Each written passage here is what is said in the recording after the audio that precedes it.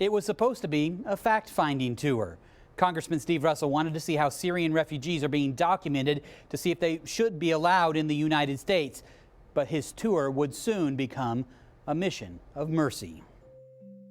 A fuzzy bear with a sewn-on smile.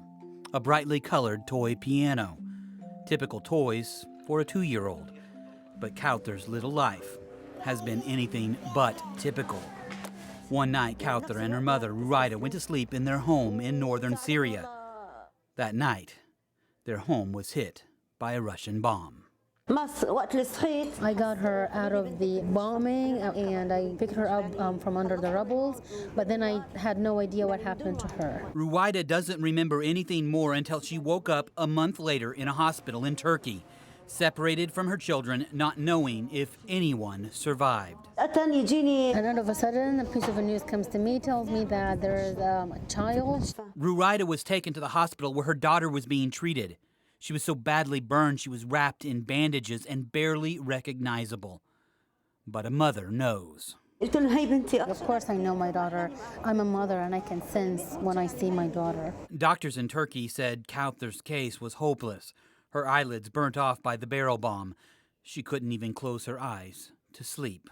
I wish I was dead over this happening to my daughter. It's like the most injured, but everybody needs help. Suzanne Baj is with the Syrian Institute for Progress and helps work to get children victims of the war treatment. The Shriners Hospital in Galveston had offered to help Kauthur.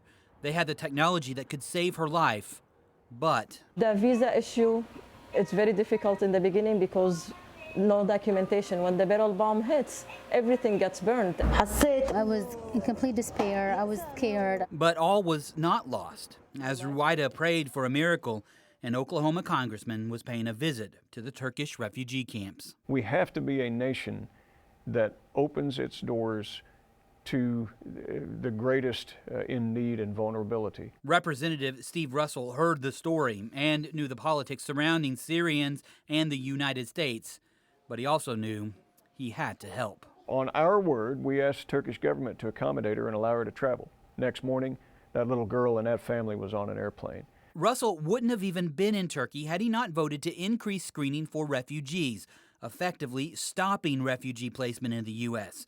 It was a vote he says allowed him to be part of the ongoing discussion about refugees, which included this trip. Maybe we haven't been able to help everybody, but we helped one family while we were there. That's an example.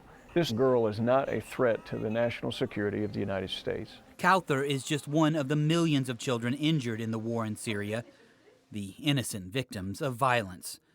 But maybe now, through the kindness of strangers, she'll live to see peace. Ruwaida has 12 other children in Syria. She told us she doesn't know how any of them are doing because she hasn't been able to contact them since the bombing. However, she is grateful for the treatment being provided for her daughter and is eager to get back home to see what's left of her life back in Syria. Phil Cross, Fox 25 News.